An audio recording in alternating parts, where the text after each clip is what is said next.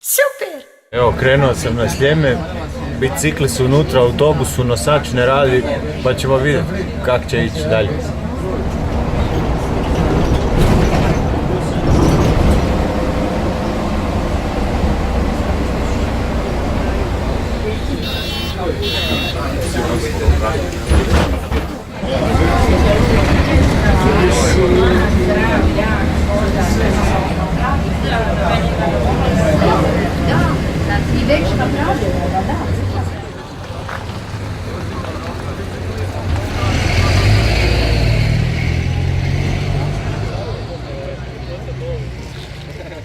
Evo me tu kod Tomislavovog doma, blizu.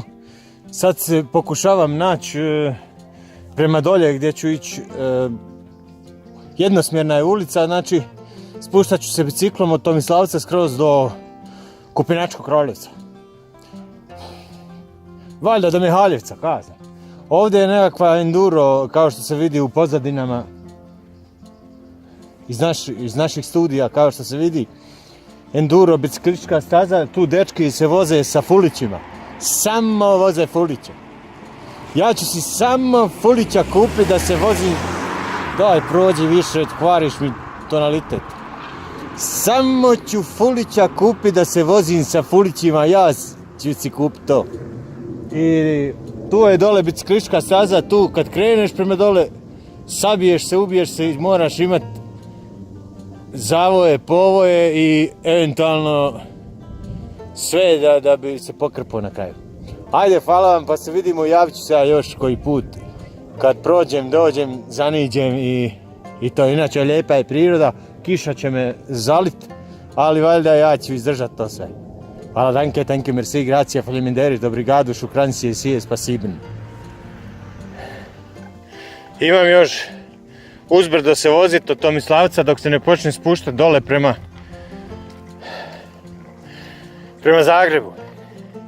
Znači 6 na sat, aj povećat ću ja na 7, evo mora i 7.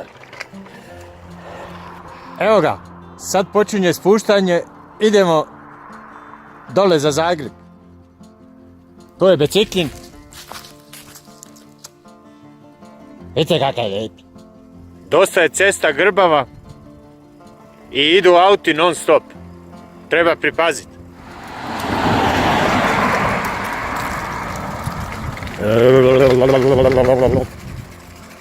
Nisam baš izabrao najbolje vrijeme što se tiče vremenskih prilika. Malo je kišica počela. Evo, kaže da je cesta može biti skliska. Odavde se baš nema neke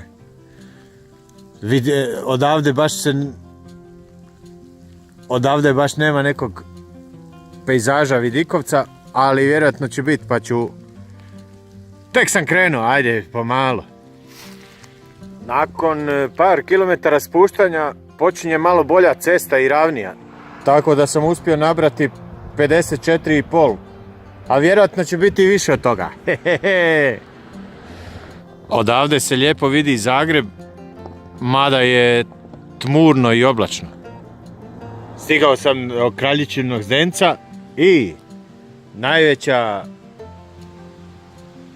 brzina, moj osobni rekord, 58,9. Idemo vidjeti, možda ima još koji brzi spust. Evo me kod restorana Lagvić, poslije ću vidjeti na snimkama koliko mi je trebalo. Međutim, jako mi je sad kratko to trajalo spuštanje. Busu treba jedno pola sata do gore, a ja sam se spustio, imam osjećaj za 10 minuta. A ništa, vidit ćemo. Inače je gušt. Da je gušt, gušt je.